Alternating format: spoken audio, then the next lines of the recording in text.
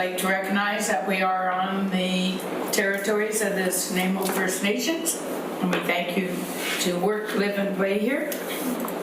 I'd like to call the meeting to order.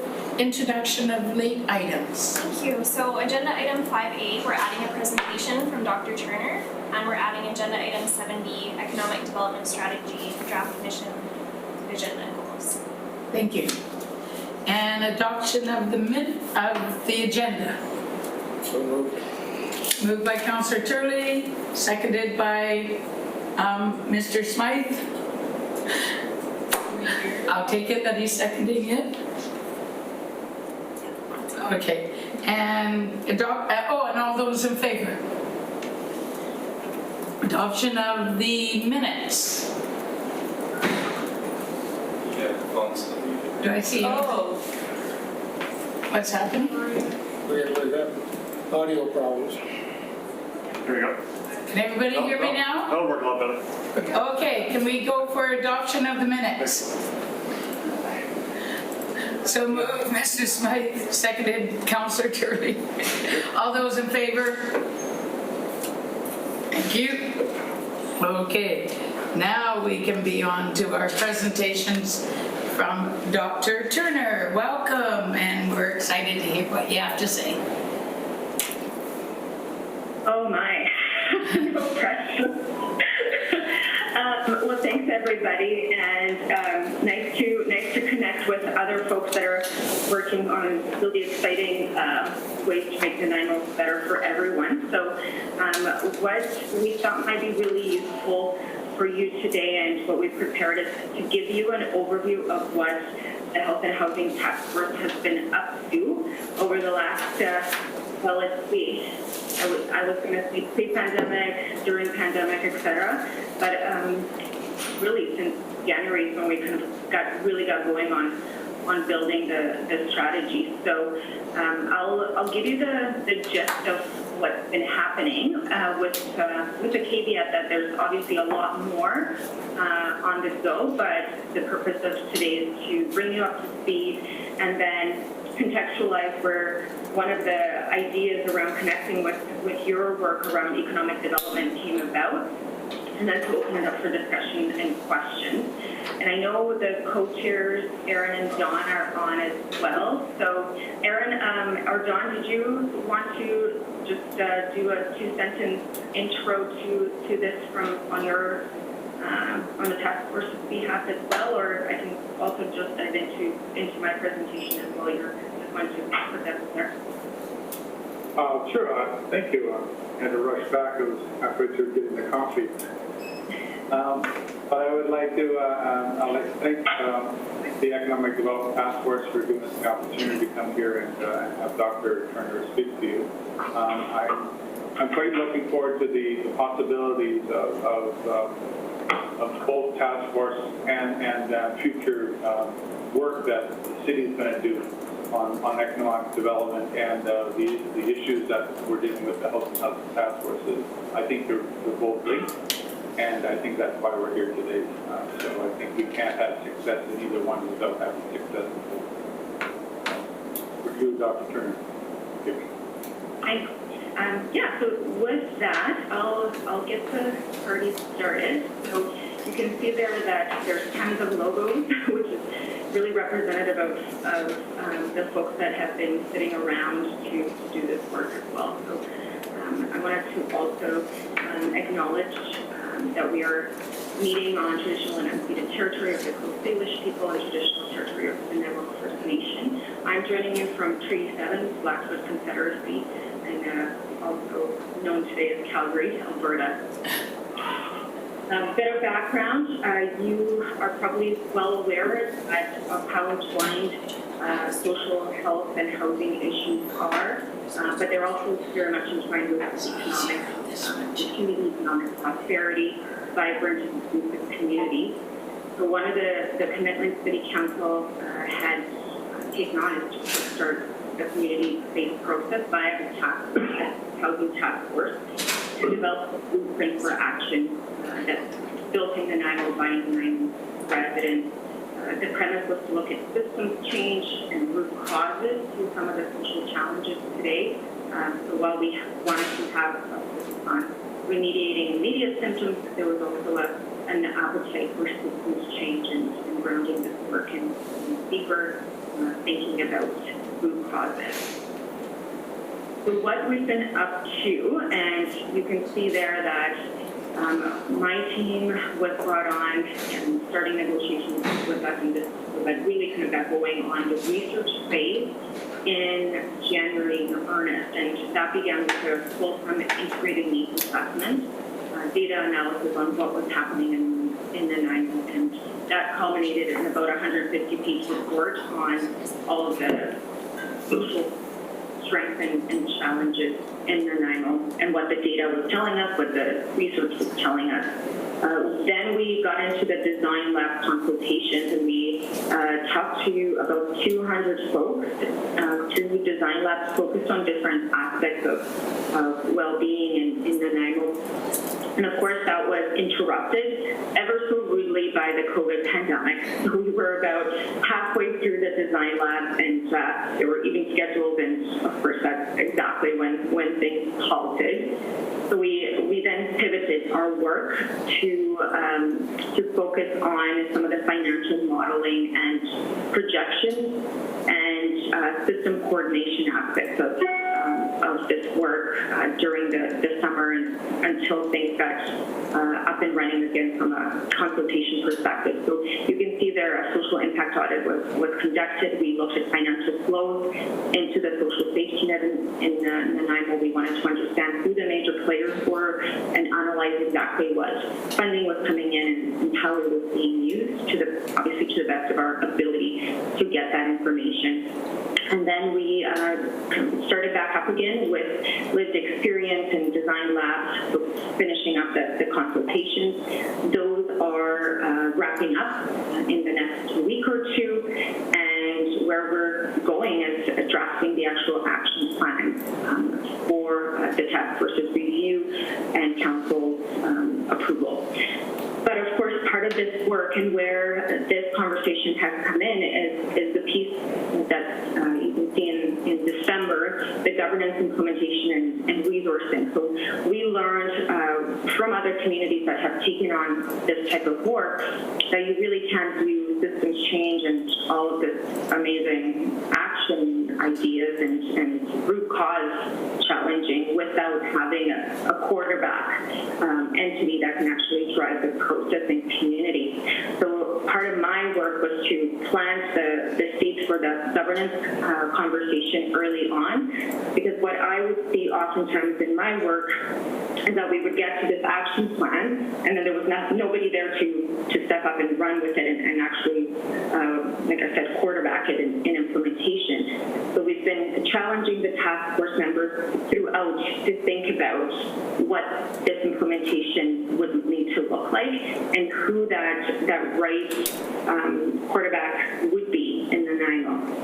And so I'll tell you a little bit more about what the action plan is, and then what this governance option or the governance options were. That there's 7 options that have been brainstormed to date. We have a next month where we're digging deep into the pros and cons of them. And of course, you know why I'm here, and that's because one of the ideas that emerged between members of both your work and the task force's work, there was this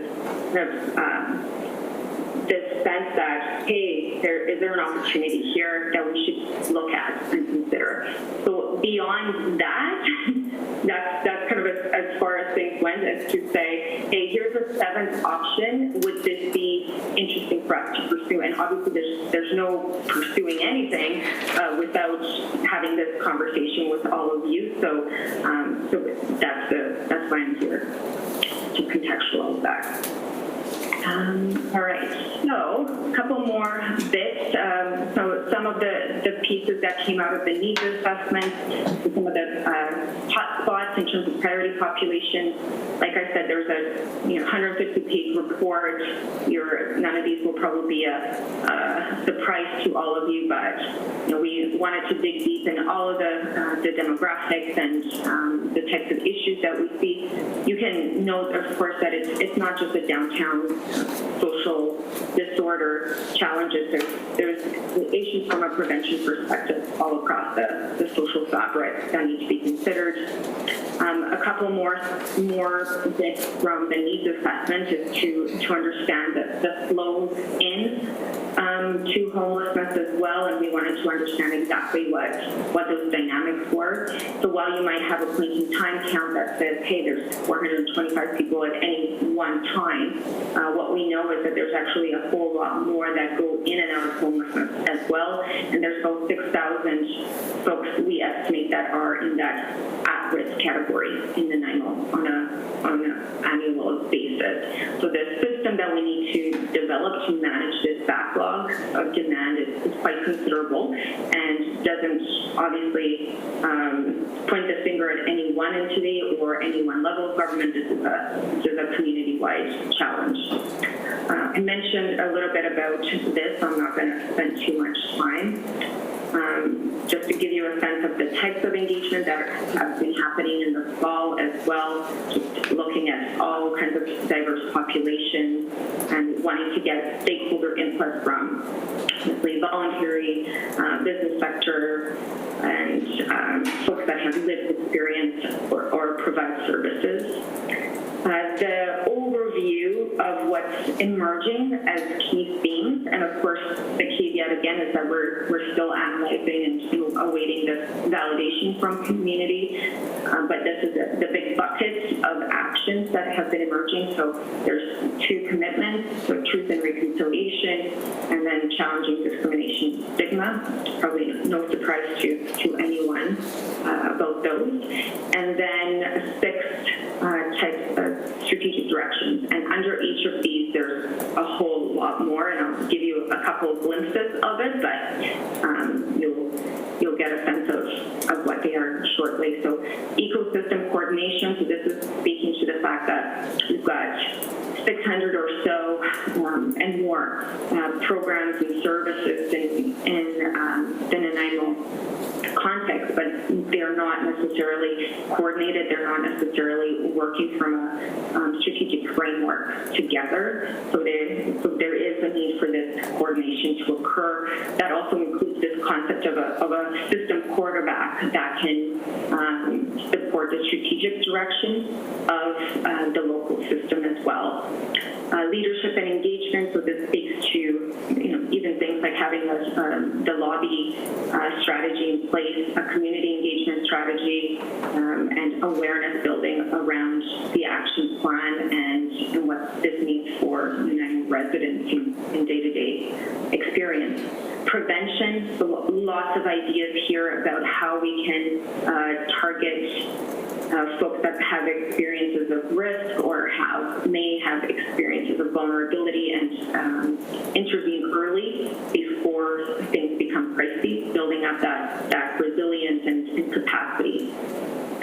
Complex needs capability. This is really speaking to that population that you as business community are likely familiar with in terms of concerns about downtown and public safety, homelessness, addictions and mental health. So how do we build the system's complex needs capability, ability to respond to those complex needs? So there's some specific actions recommended around folks that have been consistently failed by the current system. We talk about a top 50 and being able to actually have a list of folks that want to be rehoused and supported, and how exactly are we going to get the resources to do that and pivot the system to support them effectively and manage those their well-being goals as well as the community's well-being at the same time.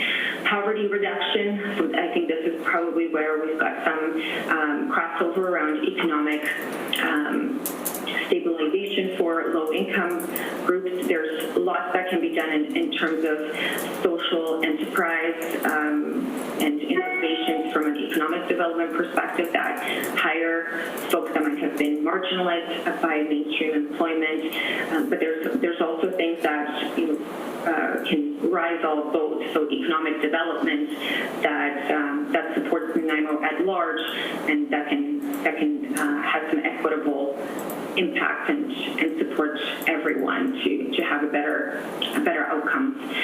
And then lastly, where again we might have some synergies, is diverse housing options. So how can we support the development of housing that is affordable to all income segments, including middle and lower income populations, and how can we apply innovative social finance options, and how do we incentivize development and the building community to support new opportunities that have come forward through federal government or provincial government to that effect. Land use bylaw and other incentives that municipality might be able to control are also part of that package. So that really is it's a one slide thing on lots and lots of actions that are coming in through all this work. And I'm happy to. I think this was circulated to all of you to see what types of actions are coming out of the consultations and the best practice review. But today is really about giving you a glimpse of this and talking about possibilities around governance. I thought it might be useful to also show you some of the working principles that we had and see if these resonate, and I think they're good ones. They might seem to be motherhood and apple pie and hard to argue, but they actually do speak to what we heard in community and what makes this work unique to Nanaimo as well. So you can have a look at those as well. One of and I'm not going to spend too much time here, but we did lots and lots of work around what an ecosystem approach needs to look like, and how we can actually connect the dots between those 600 programs and organizations in the local system, and ensure that everyone that needs support is able to access it in ways that make sense to them. And then looked at how we want to coordinate some of our back office, let's say, or back of the system infrastructure to ensure that our policy coordination, our investment in the social safety net is coordinated among funders. There's a lot of funding that's coming in, and it's in the hundreds of millions that's coming into the social safety net in Nanaimo. So it's about coordinating that effectively. And here's the point about service delivery and investment coordination need to be in play. And then of course we've got the actual delivery of diverse types of housing and service products that needs to be articulated. Like I said, there's lots and lots and lots and lots of to-dos, and I did promise to get to the crux of the matter and have a chance for you to ask me questions. So I'm going to jump now to the piece that's relevant to all of you, which is the implementation and governance consideration. So we started, like I said, with some work to understand what governance of this type of an action plan needs to entail, and what the implementation quarterback rule needs to look like. So the committee did a bunch of work on this, and they talked about or landed on two entwined concepts that are quite interdependent. One is that we're going to need to have a stewardship group, that strategic level representative of key stakeholders in the community, so folks that are representing of the business sector, Indigenous, post-secondary institutions, service providers, government at various levels, people with lived experience, and other key funding organizations. So look at this as if you will, a board of directors, if we were looking at this as an organization.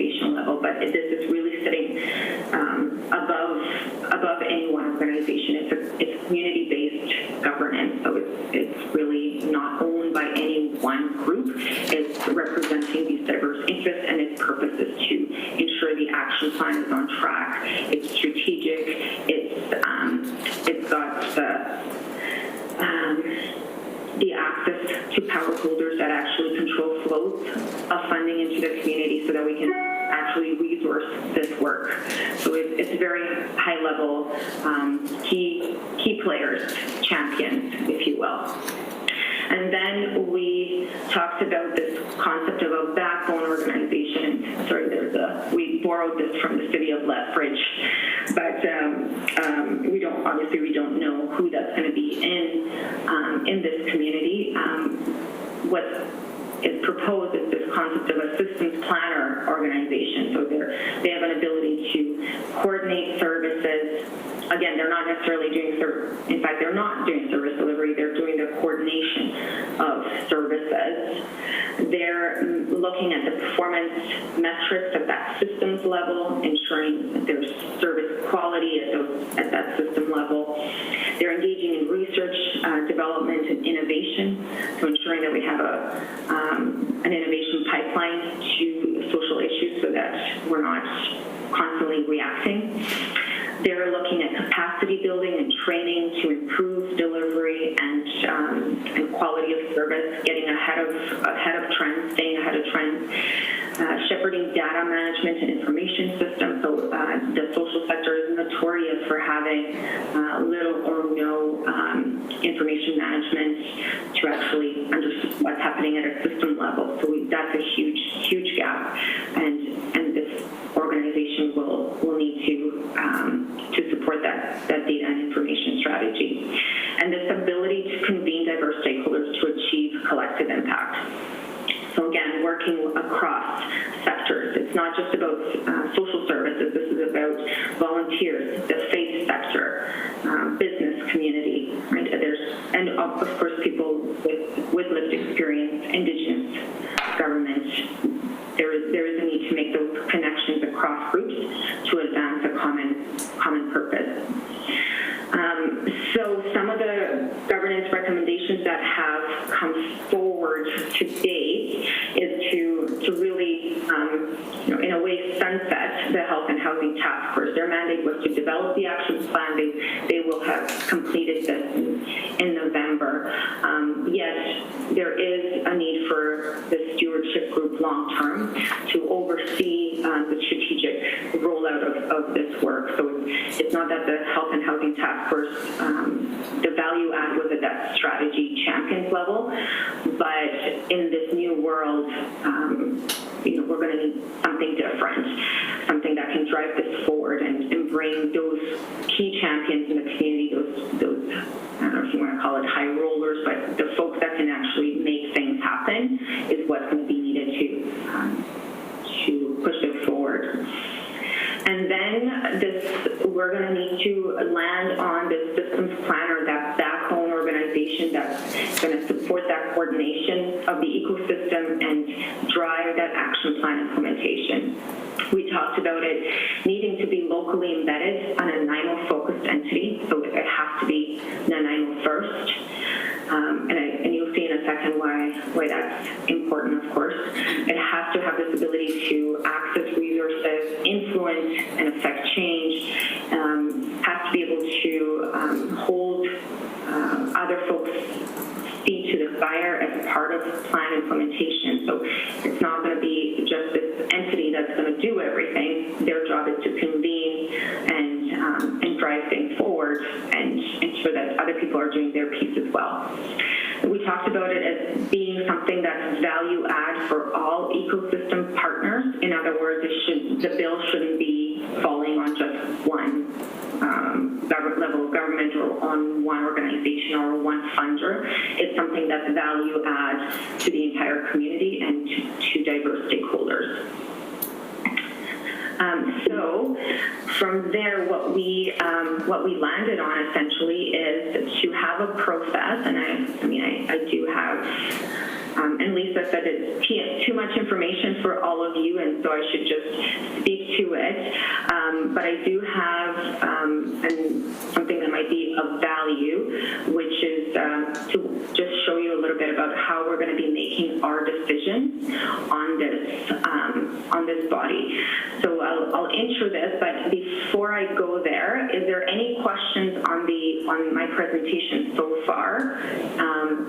On just the action plan or how we came to this point before I dive into the governance implementation options and process. I have Councillor Turley. Thank you, Chair. Dr. Turner, so with regard to the community-based governance stewardship group, you've got business sector representative.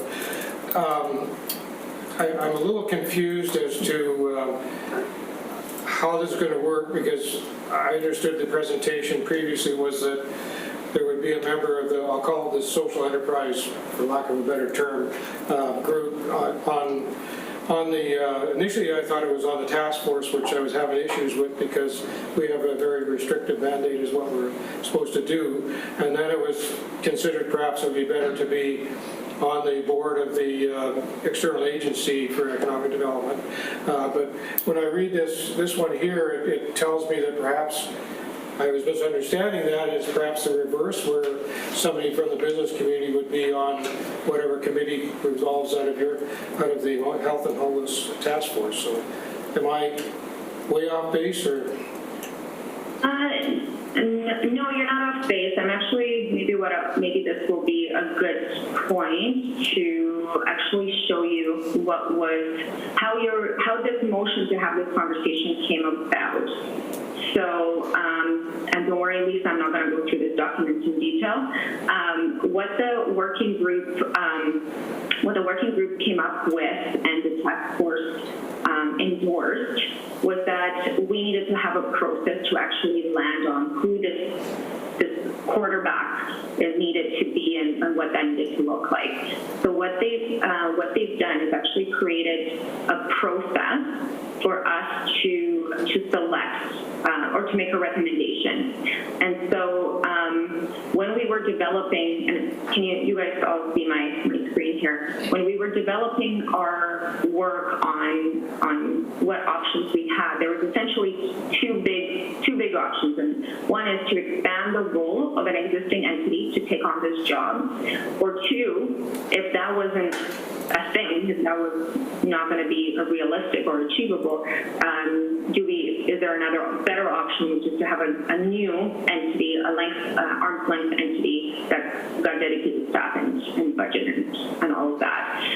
So when we looked at the options and started exploring who could actually do this that's currently in play that we could look at, there was the Nanaimo Homelessness Coalition, the United Way, the City of Nanaimo, BC Housing, Island Health, that were kind of the 5 quarterback options that could potentially look at this work. And then we said, well, obviously if none of them, and you can see here, how does this fit with your current role? Can you do it? Do you want to do it? Do you have the capacity to do it? We have a process I'll just tell you about in a second.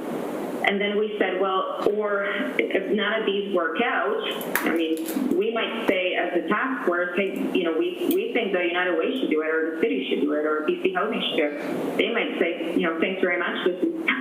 Thank you for thinking of us. This is not our shtick. This is not our strategic direction, and we don't want to do it. We can't do it, or we don't have capacity, etc.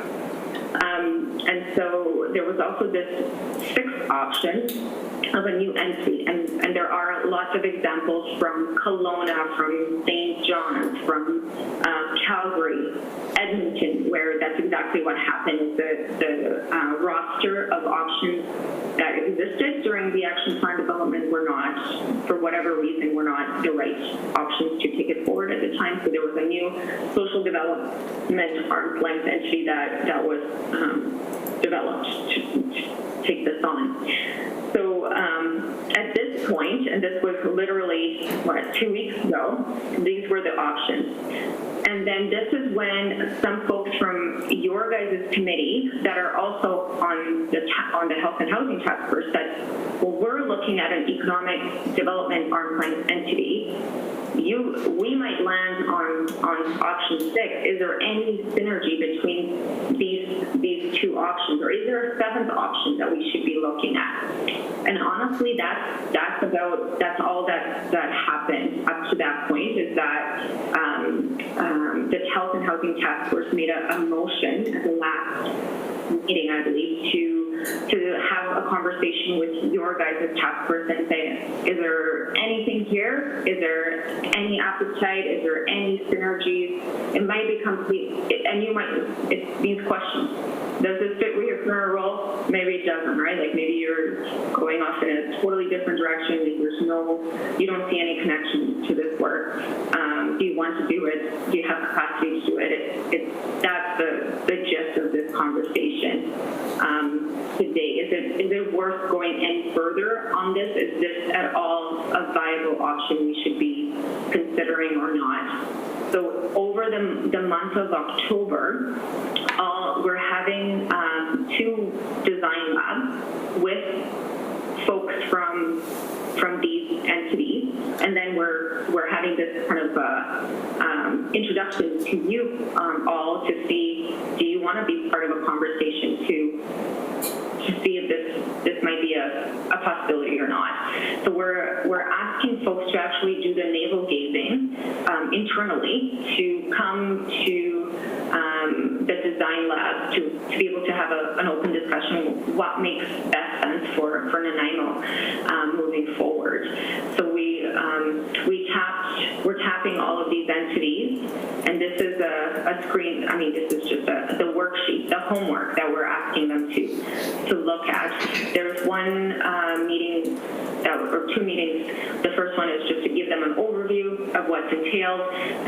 Then they get their homework to think about whether this is something for them. And then a second one where we all report back on our internal discussions and kind of theoretically land on, or at least give our opinions. And then myself as the external person, I'm taking all that and synthesizing it and kind of bringing forward the feedback to the task force. Ultimately, the task force makes a recommendation, but obviously a recommendation is just that, is a recommendation of who they feel at this point might be the best option to take this forward. So I hope that answers your question, ish, in a roundabout way, other than to say, like, there's been no decisions made.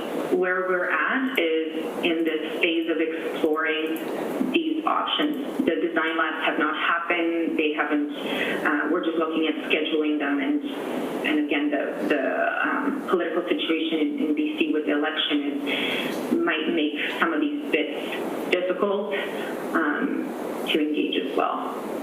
Thank you. Is there anyone else? Cindy, can I say something? Yes. I'm so sorry.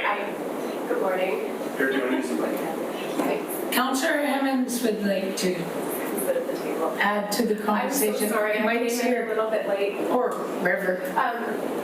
So thank you, Alina, for that presentation of what happened at our task force and why we're here today. And I simply just want to re-ground folks in the understanding that it wasn't just about, it wasn't necessarily about governance, although that's a key piece, but that the 2 issues that we're struggling with are actually deeply related. And so therefore, if we are going to look at a shared governance model, the philosophy underpinning that is that we have to agree that we have that overlap, that the homelessness and the health and housing crisis actually impacts our ability to do community economic development well. We cannot attract businesses downtown if we have people sleeping in doorways. So we at the Health and Housing Task Force felt that philosophically we share a lot, and that there was an opportunity within the governance model. So I just wanted to provide a little bit more context. Thank you, Alina, for explaining that. It's wonderful. Thank you. Thank you for the addition. Somebody else had their hand up. I didn't see And them. who else has, Kathy. How's Kathy? Am I on off mute? Just in your criteria, Dr. Turner, did you look at where is there kind of essential conflict between the two entities? Because while I can see that there's a direct connection, cause and effect, etc., I am concerned about where you find, where you come into those conflicts, and basically it's probably going to come down to money and resources to address things. And with both of these being priorities, did you look at what are the essential issues that a combined model would have to look at? Well, to be super transparent, we didn't even want to go there. There was zero. No, there's no point in navel gazing into your navel if you're not interested. So,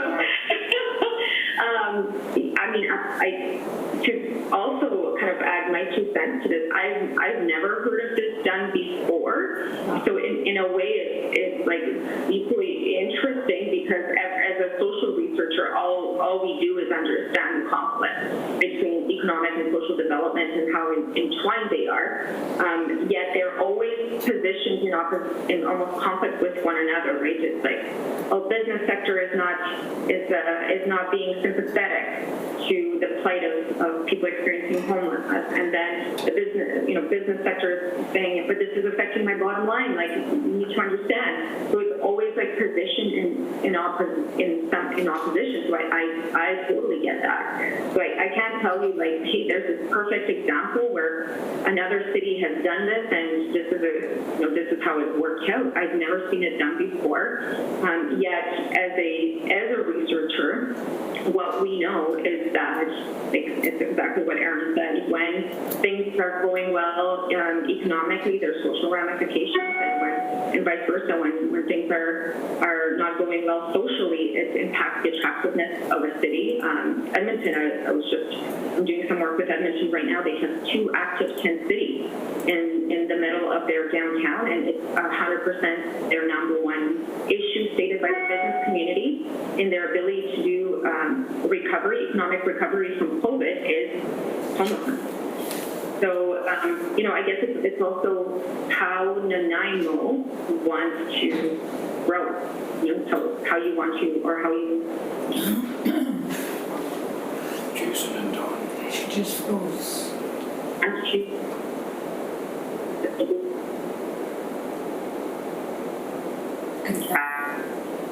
Technical.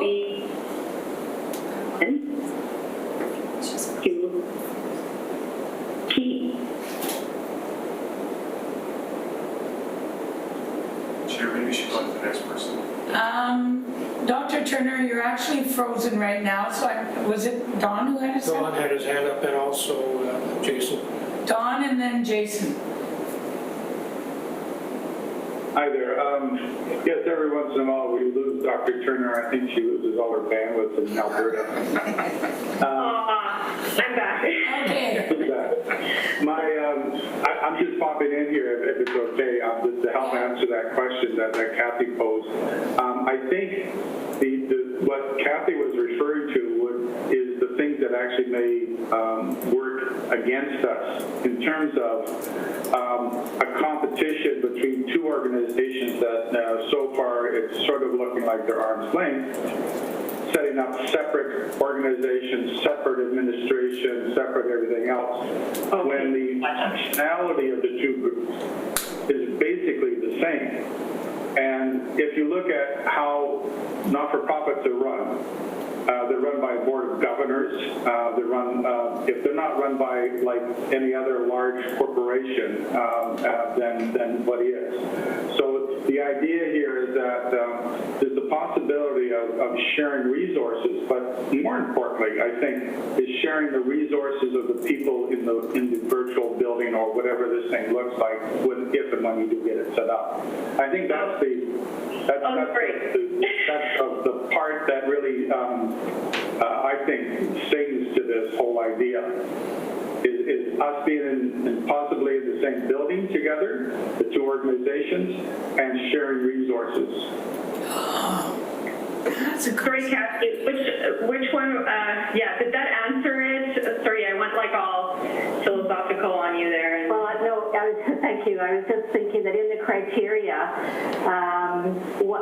exactly what are the warts to this? Because you didn't see all the criteria.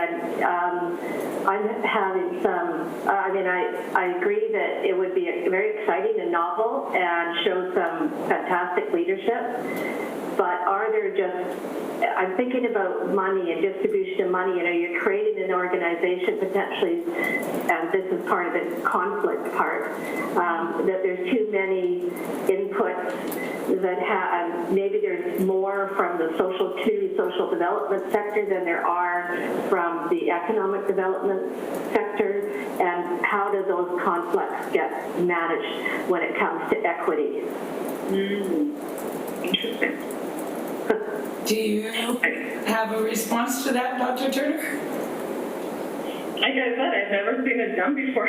I'm not sure I have fun. I think you can manage conflict, or you can manage risk. That's not to say that it's going to be perfect. Or if you guys want to pursue something like this, you would need to do your due diligence to see if your economic development goals are going to be compromised by social development, or rather, if you're looking at alternatively, how can you actually, get both sides met equitably. Okay, thank you. I have Jason and then I have Kim. Jason, you're on mute. I'm not on mute. My microphone. Okay.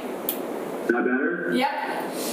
I'm just curious. I noticed on the front page of your slide there, you had the Government of Canada symbol, and assuming I would agree that there are synergies between the social aspect and the economic development aspect, absolutely. But given the Government of Canada symbol and partners, like if this were to be explored and it were a separate branch but a cohesive branch, are there any programs? I think to Kathy's point with funding, really to do something like this would take a whole massive pot of resources, I would imagine. So what is being offered, or what are you exploring to see what either the federal or provincial governments might be willing to do to help support such a program, and how it might integrate with a local economic development group? Yeah, no, and that's a really good point, and you're asking somebody that's I have seen in both the private sector and technology development as well as social work. So, I can tell you you'd be able to essentially dip into both sides, right? So you've got all the industry development and recovery funding for business. Again, COVID recovery is going to be its own thing. That's kind of clouding all of this. On the social side, Reaching Home has investments in system coordination, so there is some resources there. We did kind of plot out, just based on what other communities similar size would be looking at if they were creating an arm's length entity. We would be running at about that $700 to $1 million per year, primarily staffing. It's staffing and some marketing dollars for campaigns, etc.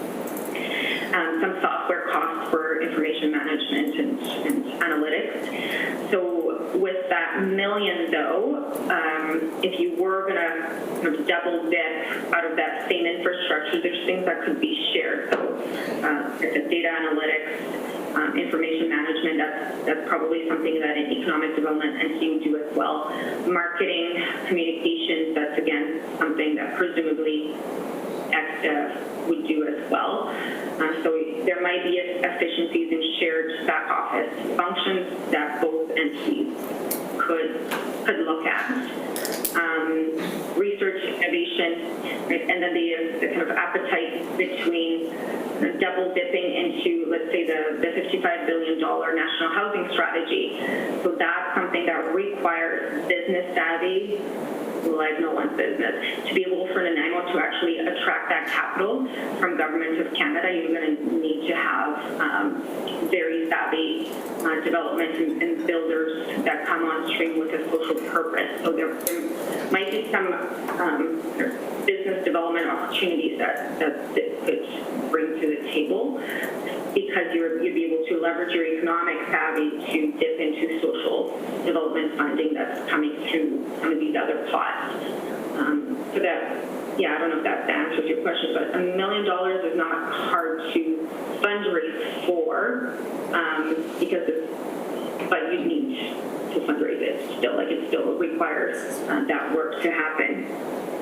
The alternative, of course, is we don't really implement the plan. That would be $0. But then the cost to business and cost to community would continue to escalate. Thank you. And Kim?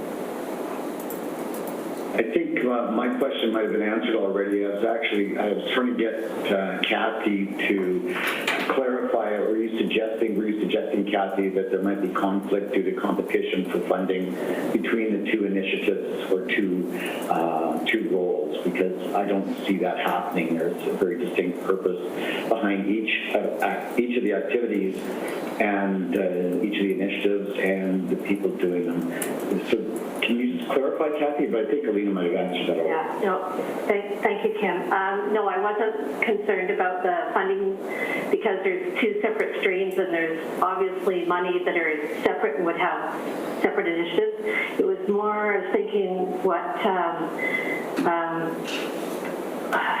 from the perspective of what superhuman group of people can do this and do this equitably. I guess trying to think of a CEO, where would you haul someone in to do this kind of modeling that would have background in economic development and a background in community social development? Like that to me is really, it's novel and exciting, but what are the conflicts in that when you're trying to wrestle with who gets priority? But then, depending on what the funding streams are, program funding, that would be obvious. But when there's an inequity, like maybe this year it's more on economic development and not as much on social development, how do you how is that get equitably managed? So I was just thinking of, where's the pay going to be? And how do we mitigate that in the conversations that we're having? Because I'm sure both our groups are thinking, how the hell would this work? And is it all be a super exciting idea? Yes, we've had the experience before where we've had an organization with one CEO trying to foster two different areas of interest, tourism and economic development, and we've had that experience already. So yeah, there's concerns about that. But I think that the conversation and discussion leading up to that leads us to a solution where the structure of the organization can plan in advance so that we don't run into those conflicts in the future. I don't want to take away from Lena's time. Thank you. By all means, like I said, I don't have the answers because I've never seen it. I would see, again, like putting my tech hat on, I see it as two product lines in the same business. So the business wants to grow. It has objectives that join the two product lines, and then you want to ensure that those product lines are synergistic and drive each other's profit and drive the bottom line simultaneously. So you're right. At the end of the day, it's how you design the business that's gonna make it successful on both sides. And you don't want one, and I've had this before, where one product line sinks the other one. Right? So it creates a dependence where one of them sucks all the capital and doesn't bring anything in. So I think for this to work, it would need to be value add for both sides, and so the sum of the parts is greater than the whole. Thank you. I've got Bob.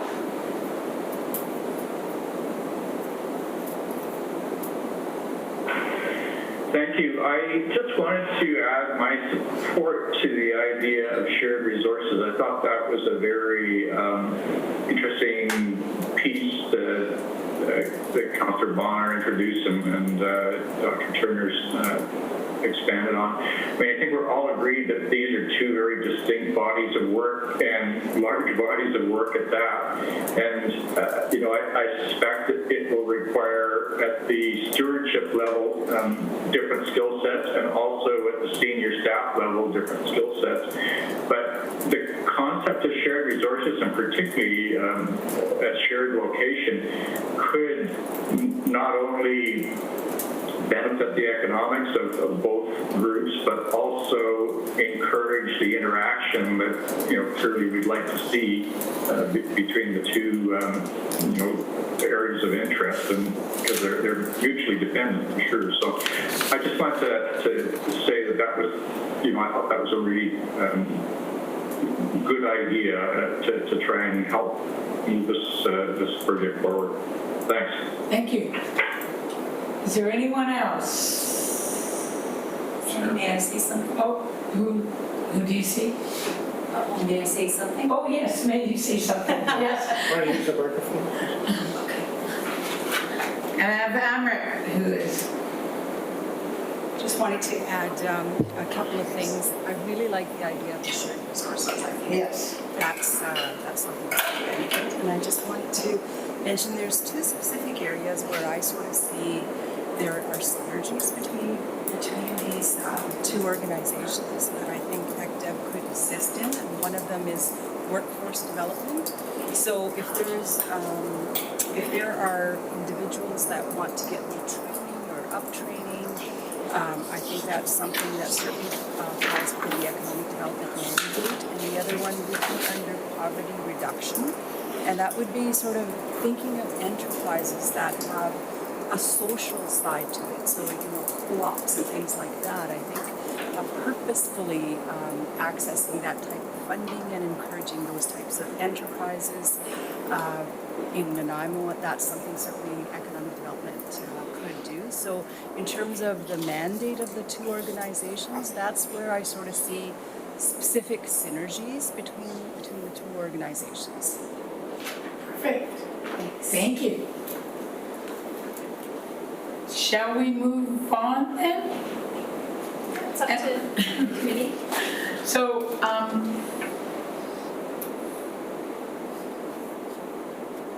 Dr. Turner, I think we're finished this session. Unless there's more questions or comments. Any more questions or comments? I'm not seeing any, so I want to thank you so much for your time and your presentation and sharing all this valuable information, and you've given us lots to think about. So, thank you. Thanks for having us. Thank you so much for entertaining this. Thank you. So I'll move on to the economic development projects to be introduced by Mr. Corson.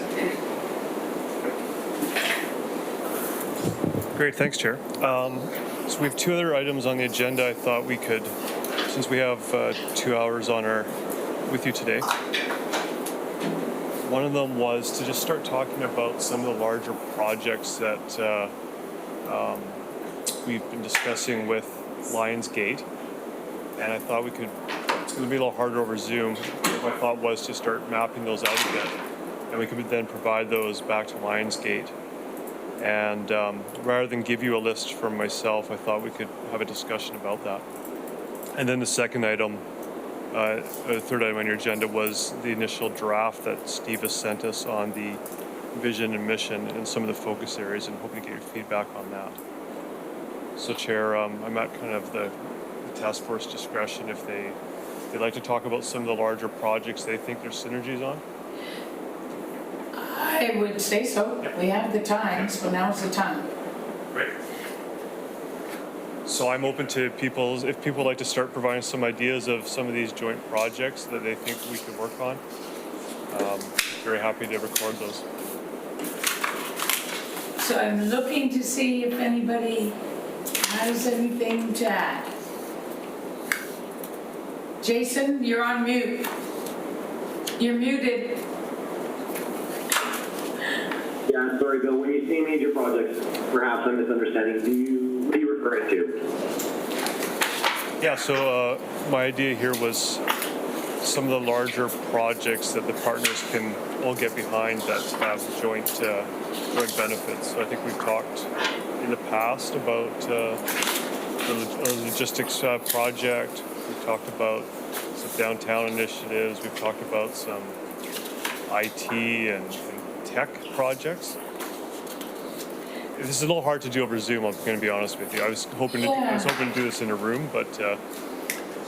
So I'm not quite understanding myself. So we're just throwing this out there as ideas? Right, Or yeah. what we know is what is on our plate? Yeah, so what I was hoping to do was provide Steve from Lionsgate Consulting a list of projects that the task force thinks have merit being included in the economic development strategy. And those projects might be capital projects, or they could also be more initiatives that we would like to work on jointly. Okay, then I will ask the task force if they have any ideas. So Jason, and then I'll have on. Not on you anymore. I think as Bill mentioned, the build out at Duke Point, the industrial park, the port, the amount of activity that could be created in that zone, it could be a very positive thing for the community, for everybody. So I'd like to put that one on the board. Thank you. Andre? I have two to mention, first of which I think is very obvious is the passenger ferry from downtown Nanaimo to Vancouver getting to operation and getting whatever support they need. On top of that, I think the idea of the coordinated act, so whether or not we have a specific project, but the idea of coordination and maybe even putting a mechanism in there for, the partners are meeting quarterly to specifically discuss what infrastructure projects are in front of them so that we can put our grant writing and efforts in government knocking. So I think that the big ask or whatever the latest incarnation of that should be in there as well. Okay. Anybody else? I've got Bob. Go ahead. And then I'll have you, Jim. Bob, go ahead.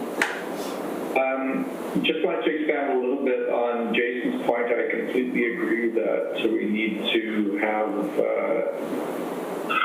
as part of our and I'm viewing this bill as kind of the top 5 that we were talking about at the last meeting. But I think that the development of industrial lands for accommodating in growth in the industrial and transportation sector more broadly, and certainly including providing for the development of Duke Point is a key piece. I think everybody knows I'm a keen supporter of the fast ferry as well. But I guess the other thing that we should maybe think about as a group is, especially just following the presentation from the Health and Housing Task Force, is should support of initiatives around dealing with our health and housing situation be part of that top 5 as well. So I'd throw that out for discussion. Thanks. Thank you. And Jim? Yeah, one of the things that came up during our visit with the 5 potential shareholders was the issue of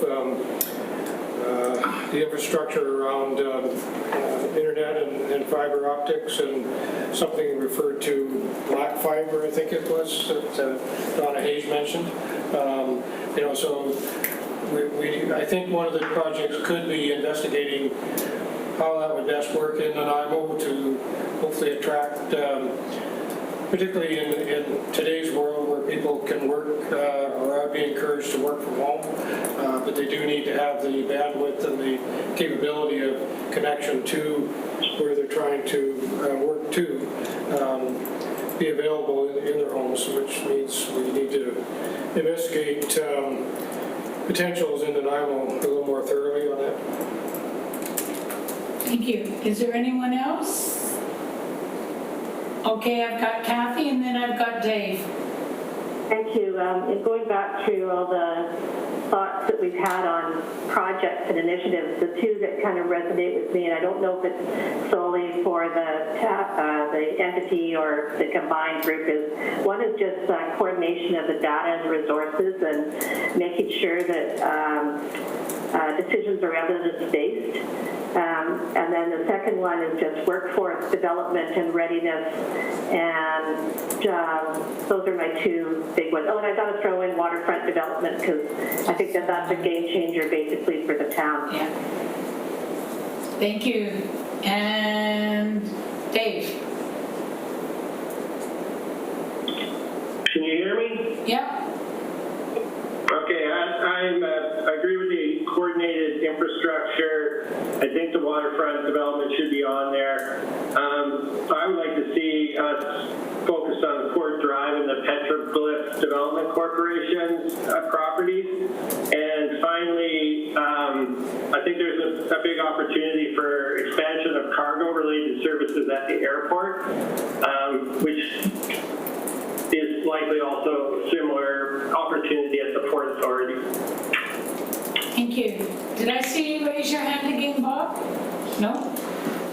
No? Okay. And if there's no further speakers, number one, Port Drive would be the waterfront. I see that as being vital to the livability and welcome and inviting cities. We need to fix up our waterfront. So we'll move on to the next then. Great, thanks, Chair. So we received the draft from Lionsgate on the described as kind of the high-level piece of the strategy. So you have 2 pages in front of you, the kind of the strategy direction with the vision and mission, the draft vision and mission. Steve's provided 6 focus areas or themes. He has economic capital, human capital, social capital, business development, innovation and technology, and placemaking attraction is kind of the framework that he's proposing to use for the strategy. Appreciate his feedback on that. And then he started talking a bit about the goals as well under 3.5, where he lists 5 specific goals. Positive local business climate, welcome sustainable development, new investments in economic activity that generate jobs and good household incomes for residents and their families, a diverse economic base that best utilizes the community's resources while embracing cutting-edge technologies. 4 was a growing skilled and talented workforce. And 5 is an enterprising environment for social and community development. So just wanted to kind of get any initial feedback on that. Steve is working on the strategy. If there's things that if he's going down the wrong path, I'd certainly like to have your feedback from that today. We can anticipate that. I'd hope for our next meeting, we might actually have a draft strategy to share with you at that point. So just a bit of a check-in with you, make sure we're heading down the right path. Thank you. Who would like to? Okay, Andre. And you, Jim. So I haven't spent a lot of time, honestly, on the vision and mission, but I'm sure many people on this call are aware that there's been some discussion around this concept of a donut economy where you don't overreach to a point like where your economy damages your natural environment and the resources around you. And of course, you need to make sure that the economy provides all the basics of human happiness and care. So from the social, the housing, and all that. So I know that it's big movements around the world, places like Amsterdam and places like Philadelphia, Chicago are all adopting these concepts. The presentation, which I apologize for missing most of them earlier, I think it kind of alludes to the fact that we do want an economy that's inclusive for all. I also believe that's the vision of council, vision of most people. So I want to make sure that our vision and mission kind of reflect those concepts, because what I'm concerned about, of course, is that we make sure that this strategy is not only blessed by us, but blessed by the local government, politicians, and people in power at this point, so that we're all in line. Thank you. Jim? No, I'm okay. Oh, you're okay? Nobody else? I just have one input. Instead of Nanaimo is a city of choice, why don't we say Nanaimo, the city of choice? I just, if we can, it just sounds like we're positive.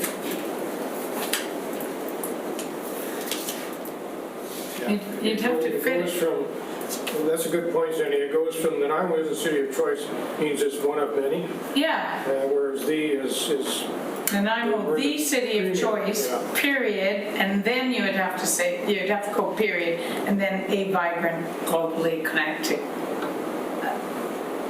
It's coming together, I think, right? I'm liking the way it's outlining. Just looking to see if there's any other speakers to it. Can I just make a comment again? Yes, Mr. Turner. Councillor Turner. Whatever, Jim.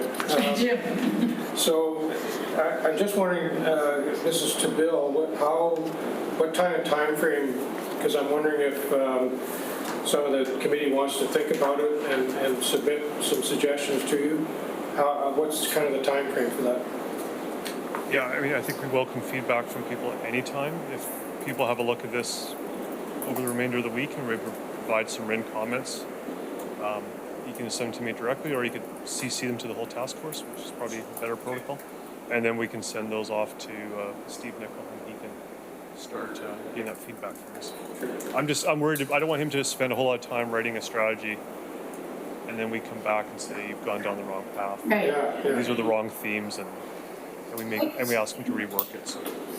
Yeah, and I realize it will take people by time to digest this, and certainly the work that Andre and maybe are doing on the donut economy with Councillor Brown is interesting work. That might be something perhaps we should explore at this task force, but I leave that up to you folks. Yes, and I see the donut economy, the health and housing task force, all of this is starting to integrate. I think it's all inclusive, right? So I think this is, Jolynn, did you have anything to add? Yeah, I do. I don't have that document. Our office moved and we had some technical difficulties, and I think that I haven't received it. So if I could have Bill or Elizabeth please send me it, so I can review, that would be great. Thank you. You're on the list, Jolynn. Is there anything else that anybody wanted to add? Hi. Yeah. Dave. What I found is that, we seem to come around, and it seems like we kind of all agree on what the key projects are moving forward, with maybe a few variances. But so whatever strategy we have, it would seem to me that should enable us to deliver on the project. So that's just a general comment that I have.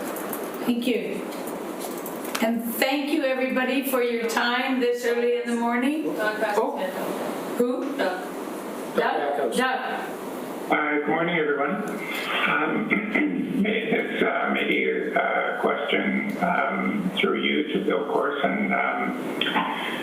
At the end of our last meeting, there was the introduction of this idea of making sure that economic metrics also match up with social metrics, etc. And I had understood that at the end of the last meeting there was going to be some adjustment to the strategy section added or somehow incorporated. And I guess I'm building on Andre's comment here a little bit. We have just the 2 pages here, and I had felt that there had been some positive movement in that direction with identifying the themes of social capital, human capital, etc. And I guess my question, Bill has put the question on the table, have we got the right themes, have we got the right direction? And I almost feel like I need to put that question back to the consultants, for example, and perhaps to you as well, Bill, that have we been successful at trying to communicate the intent and this emerging consensus around rolling in this, multiple count assessment of metrics, etc. Yeah, thanks, Doug. So we did provide the feedback from last meeting to the consultant, I think actually that day, and they were able to, through that he did amend the work his strategy and where he was going. So this is his amendment to it. I think what we will be doing is sharing the work of the Health and Housing Task Force, and certainly the bits that Ms. Manhouse mentioned this morning where I think there is some overlap. I think that's where I think we can have a large impact is tying in their goals where our goals are the same and making sure that they're similar, and if there's a place where we can lead on something perhaps to help them out, that'd be worthwhile doing. The metrics, I don't think Steve has got into any of the metrics yet, but I think he realizes that's something that's pretty critical for us for make sure we have KPIs and are able to evaluate as we go forward. I think this social capital is his attempt in the human capital to get into some of the areas. I did have a discussion with him about the importance of Cinema and making sure that we have reconciliation in there. And I think he's tried to incorporate that under some of those themes. I don't know if it sticks out as strong as maybe personally I believe it should be, but again, love your feedback on that. And so if I can just follow up, when I looked at it, I felt that there was placeholders for the ideas that have been talked about over the last maybe 6 weeks now. And so I feel confident that, or my impression is that there is good direction there, and that the strategy will have the opportunity to address these things. And so for the moment at least, I do feel like it's on the right track. Thank you. Kathy? I have a question. Given the presentation that we had, how are we going to resolve that? Do we need to put a motion that staff look into it, or that the two groups explore further that model? Is there some follow-up? Thank you. Thank you. I'll look for, I don't think we need anything right at this moment, but I'll ask Mr. Corson. Yeah, thanks, Chair. My belief was we'd actually have that item hopefully on the next agenda. And at that point, Ms. Popal Singh, who's leading the Health and Housing Task Force, her and I can sit down and maybe come up with some ideas for discussion at both the Health and Housing and here at ECDEV, and get your input on those. Okay. Yeah. Nothing needed at this time, Kathy. Next meeting. And Jolynn and Andre. And Dave, I think. And Dave. So, Jolynn? Sure. So one of the things that seems to me to be emerging from the conversation we had this morning and in work with the Economic Development Group is that in our economic development strategy, we don't really talk anything about the socio-economics of organizations and groups. And I was quite interested to hear that there's over 600 non-for-profit organizations that are supporting social initiatives within our communities. And we don't have any, that I know of, any means of somehow gauging who those groups of individuals and people are, what their economic impact is in our community, how many people they employ. I think it's quite a large sector, and we've somewhat kind of overlooked that in our economic development strategy about the importance of that sector and how it interrelates with other community initiatives. And I'm wondering if that's something that we might want to somehow insert into our economic development work, that we actually have some kind of record of who those organizations are from that sector of non-for-profit social, economic groups, and then how they actually interact and add value to our community. Thank you, Jolynn, and you bring up a good point, because I think this is why all these seeds are being planted right now about there's hundreds of millions of dollars in not-for-profits right now. And so I'll turn it over to Mr. Corson. Yeah, thanks, Chair. And great point, Jolynn. And Kim and I have had some offline conversations about this. So we are updating our business license bylaw. One of the proposals we're going to bring forward to Council for their consideration is requiring business licenses from nonprofits, which would then give us the ability to actually track how many we have and And then we'd also be able to reach out to them for survey and analysis work. So very much agree with you. It's certainly the whole social enterprise area is something we should probably be trying to document more and harness its potential. Thank you. And I've got Jim, I think Andre, and then Kim. Andre and Dave, and then me. Oh, Andre, Dave, Jim, and Kim. Thank you, Council Speaker, giving up your spot. Yeah, I think that I actually just want to mirror Kathy and Jolene's recent points there that what we need at this point is alignment of the strategies and not necessarily drill down what tactics or resources we're going to share. But the strategy that I think they've put forward to us, I really appreciate they use the word community development in both the vision and mission as well as economic development, which does allow for a lot of overlap in our strategy with what housing is doing and that concept of the donut economy. By the way, I'm going to look for a good video to send around for people to kind of get familiar with the concept of the donut economy, because I think there's movement afoot in council to look at it, right? But I think that the document we have does allow for a lot of overlap and in our strategies with it. At this junction is the most important. You know, we'll get to the brass tacks as to what resources go where and what offices or what shared, but I really do like the fact that we have, I can already see where there's alignment points in our strategy. Thank you. Dave.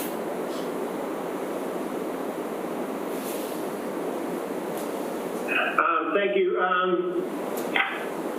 The strategic themes, I think they're pretty good, and the goals, I think they can do some wordsmithing, but the one thing that we're missing is the environment. We don't mention the environment. So, like this, for social, we have these, the economics, the social, but we don't talk about environment.